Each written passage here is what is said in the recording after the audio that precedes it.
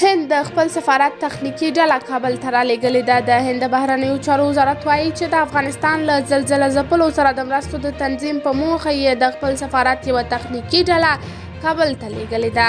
د هند د بهرنیو چارو وزارت لخوا په یوه خپره شوې خبرپاڼه کې راغلي چې د افغانستان له خلکو سره د هند پرلهپسې ښکېلتیاو او بشري مرستو د اغېزناکې همغږۍ او څارنې لپاره د هند یو تخنیکي ټیم کابل ته رسېدلی او په سفارت کې ځای پر ځای شوی دی. دا په داسې حال کې ده چې له زلزله ځپلو سره هند د مرستو لومړۍ جوپه کابل ته رسېدلې ده. د دغه هېواد د بهرنیو چارو وزارت پر ټویټر پاڼه لیکلي چې په الوتکه کې استول شوې مرستې په کابل کې د هند سفارت ټیم ته سپارلي دي. د هندوستان د بهرنیو چارو وزارت په خبرپاڼه کې ویل شوي هند له افغانانو سره تاریخي او تمدني اړیکې لري.